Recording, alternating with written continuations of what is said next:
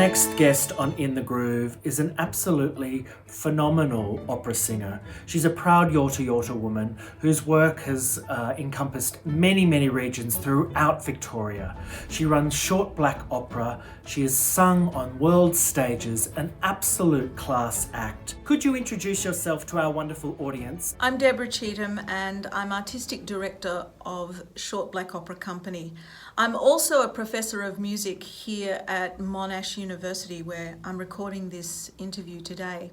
I firstly need to pay my deepest respects to the people of the Wurundjeri, on whose land I work and draw energy and inspiration each and every time I come onto this campus at Clayton. But I also would like to pay my respects to the people of the Bunurong.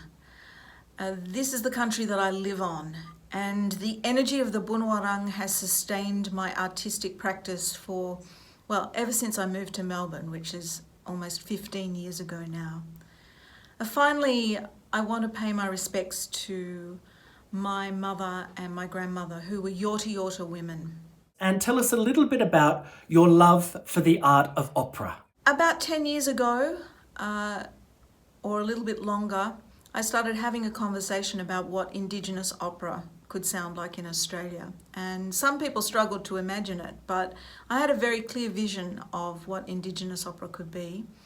I've had a long love affair with opera ever since I was a schoolgirl and was introduced to my very first opera, Dame Joan Sutherland in The Merry Widow, the Concert Hall of the Sydney Opera House, row L, seat number 23. And I was sitting next to my lifelong mentor and music teacher, Jennifer King. Right from that very first moment that I encountered opera, I knew that this was something that was part of my DNA. How so? Well, opera is no stranger to the Indigenous nations of this land. We've been singing our stories for something like 2,000 generations. So I feel like my long relationship with opera, it was meant to be. This week is actually themed around the theme of pride and hope. You mentioned you're a proud Yorta Yorta woman, and you've spent a lot of time working with First Nation artists with your company, Short Black Opera. Why is it so important to cultivate First Nation artists in the art of opera? Opera is such a fabulous medium for telling the really big and important stories. And we've seen that throughout its Western history of the last 300 or so years. 12 years ago, I felt that there just hadn't been enough done to provide opportunities for Indigenous singers who wished to pursue a career in the world of opera.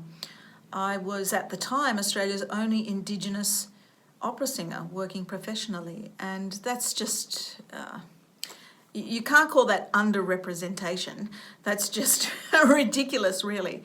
I felt that we, as Indigenous nations, have such a strong connection to the sung story and to music and to the arts more generally. Opera brings all of the arts together, and it was, for me, a really obvious relationship between Indigenous culture and opera.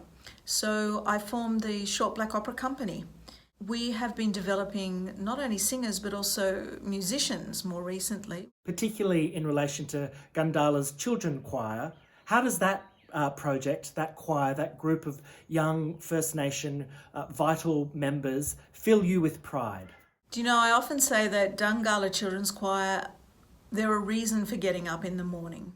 There are two choirs. One is based on Yorta Yorta country up in Shepparton, and the other is based in Geelong, down on Wathaurong country. And just this weekend, you'll be interested to know, they came together for a Zoom choir. We put together a brand new song that is one of the numbers from a children's opera I'm writing, actually. I'm doing that in collaboration with the wonderful Jessica Hitchcock and my beautiful partner, Tony Lalich. Speaking of your wonderful partner, the amazing pianist and musician, Tony Lalich, you both collaborate often together. What is it like to collaborate with your beloved? Like any partnership where there's sort of no 5 p.m. Yeah. There's no 9 to 5 existence for our little opera company. So sometimes we're ready to, I understand. We're ready to just have some time alone, have our own isolation. For the most part, I am so very fortunate to have such a gifted pianist as my partner in music and in life. Could you introduce the song that you are going to sing for this wonderful episode of In the Groove? I thought that I really couldn't go past Visitate because it really is one of, I think, the most quintessential roles for any soprano in the Verismo style, the role of Tosca. And as she sings about her absolute dedication to art, and she asks her creator, why have you abandoned me in this great time of need? I think it's really pertinent to what has happened for our industry, Tristan.